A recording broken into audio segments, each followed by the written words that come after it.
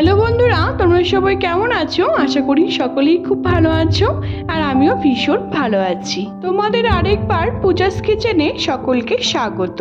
আজকে আরেকটি নতুন রেসিপি নিয়ে চলে এসেছি বন্ধুরা। সেটি হলো একটি পায়েসের রেসিপি। সেটা হলো আমার মায়ের হাতের পায়েস বলতে পারো। আমার মা এরকম করে পায়েস বানিয়ে থাকে, কিন্তু গুড়ের না চিনির সেটা তোমরা খেলে পরেও বুঝতে পারবে না যে এটি কিসের পায়েস। খুবই টেস্টি হয় খেতে।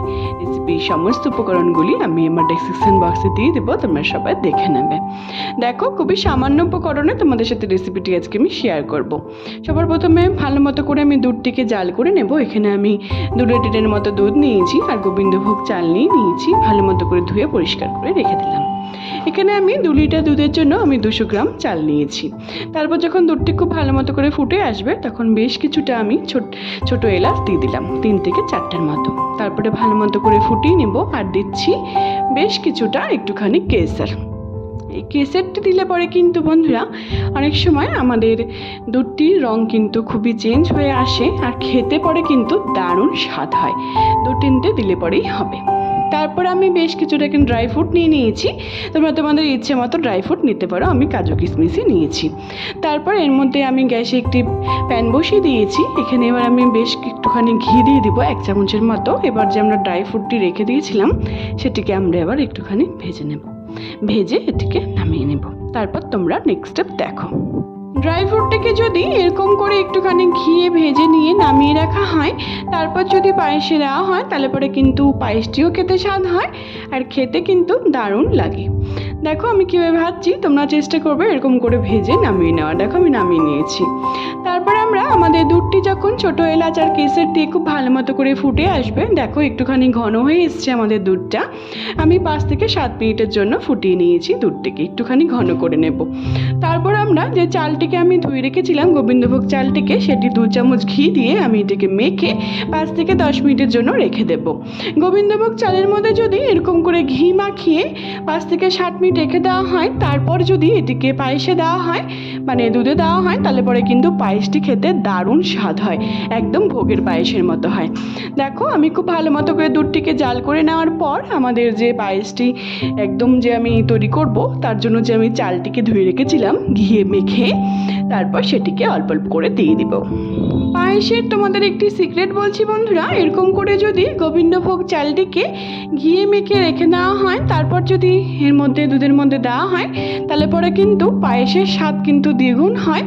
আর যারা ধরো মিষ্টি পছন্দ করে না, অনেক সময় যারা ধরো পায়েস খেতেও অনেকটা পছন্দ করে না, তারাও কিন্তু খুবই ভালোবাসবে খেতে।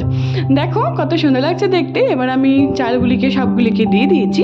এবার চালটিকে আমি বেশ কিছুক্ষণ ধরে ফুটিয়ে সিদ্ধ করে নেব। দেখো আমি কীভাবে সিদ্ধ করেছি, কতটা সিদ্ধ করেছি তোমরা এরকম করে সিদ্ধ করে নেবে। দেখো আমাদের চালটি কিন্তু আরেকটু সিদ্ধ হবে। তারপর আমি এটাকে নাড়াচাড়া করে নিয়ে আবার 2 থেকে 3 মিনিটের জন্য আমি এটাকে ফুটিয়ে নেব। চালগুলিকে আমরা এবার সিদ্ধ করে নেব। দেখো আমাদের চালগুলি কিন্তু এবার একদম সিদ্ধ হয়ে গেছে। তোমাদের আমি একটু দেখাচ্ছি, আমাদের চালগুলি পুরোপুরি সিদ্ধ হয়ে গেছে, একদম পায়েসের জন্য রেডি। তারপর আমরা বেশ কিছুক্ষণ ধরে ফুটিয়ে নেওয়ার পর এখানে আমি গ্যাসে একটি কড়াই বসিয়ে দিয়েছি। আমরা যে ড্রাই ফ্রুটটিকে ভেজে রেখেছিলাম ঘি দিয়ে, সেটার মধ্যেই আমি 1 বাটির মতো চিনি দিয়ে দিলাম। আমরা এখানে 2 লিটার দুধের জন্য আমি এখানে 200 গ্রামের মতো আমি এখানে চিনির ব্যবহার করেছি। চিনিটাকে আমি ক্যারামেল করে দেব। তারপর চিনিটাকে ভালো মতো করে নাড়াচাড়া করে নেওয়ার পর সামান্য একটু জল দিয়ে দিলাম। এবার আমরা চিনিটিকে ক্যারামেল করে পায়েসে দেব। এই ক্যারামেল করে যদি চিনিটিকে দেওয়া হয় তাহলে পরে কিন্তু গুড়ের মতনই দেখতে হয় আর মনে হয় গুড়ের পায়েস, কিন্তু দারুণ স্বাদ হয় এই পায়েসটি খেতে। যারা ধরো চিনির পায়েস পছন্দ করে না, তাদেরকে যদি তোমরা এরকম করে চিনিটি মেল্ট করে ক্যারামেল করে যদি পায়েসে দিয়ে তাদেরকে যদি খাওয়াও, তাহলে পরে কিন্তু তারা বুঝতেই পারবে না যে এটি চিনির পায়েস না গুড়ের পায়েস। তারা কিন্তু খুবই পছন্দ করে খাবে আর খুবই ভালোবাসবে খেতে। দেখো আমি এবার ক্যারামেল করে দুধটির মধ্যে আমি চিনিটিকে দিয়ে দিলাম ক্যারামেল করে নিয়ে। তারপর এটিকে ভালো মতো করে নাড়াচাড়া করে 5 থেকে 7 মিনিটের জন্য আবার এটিকে আমরা জাল করে নেব। দেখো কত সুন্দর লাগছে দেখতে আমাদের গুড়ের পায়েস বা চিনির পায়েস বলতে পারো, এটিকে একদম কিন্তু তৈরি হয়ে এসছে। তারপর যে আমরা ঘিয়ে ভেজে রেখে দিয়েছিলাম বন্ধুরা ড্রাই ফ্রুটগুলিকে, ড্রাই ফ্রুট তোমরা তোমাদের ইচ্ছে মতো দিতে পারো। আমি এখানে কাজু কিশমিশ দিয়েছি। নাড়াচাড়া করে নিয়ে নামানোর আগে আমি আবার 1 চামচ বা 2 চামচের মতো আমি ঘি দিয়ে দিলাম। দিয়ে ভালো মতো করে নাড়াচাড়া করে করে আমরা এটিকে নামিয়ে নেব। দেখো আমাদের পায়েস কিন্তু একদম তৈরি হয়ে গেছে। কতটা সুন্দর লাগছে দেখতে। দেখো বন্ধুরা, আমাদের চিনির পায়েস কিন্তু একদম তৈরি হয়ে গেছে। দেখতে কিন্তু একদম গুড়ের পায়েসের মতনই লাগছে। কতটা সুন্দর লাগছে দেখতে। দেখো আমি এবার সার্ভ করে নিচ্ছি। তোমরা অবশ্যই বাড়িতে একবার ট্রাই করে আমাকে জানিও বন্ধুরা, তোমাদের এই নতুনভাবে নতুন পদ্ধতিতে পায়েসের রেসিপিটি কেমন লাগলো। আর অবশ্যই আমাকে কমেন্টের মাধ্যমে জানিও তোমাদের রেসিপিটি কেমন লাগলো।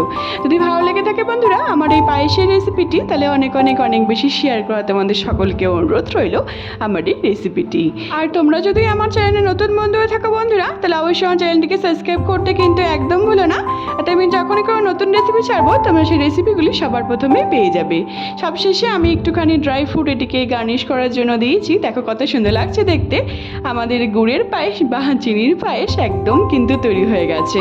দেখে কিন্তু কেউই বুঝবে না যে এটি চিনির পায়েস, গুড়ের পায়েস না। দেখো তোমাদের আমি এক চামচ উঠিয়ে দেখাচ্ছি। দেখো কতটা সুন্দর হয়েছে, কতটা জুসি হয়েছে, খেতে মুখে দিলেই কিন্তু একদম মিলিয়ে যাবে।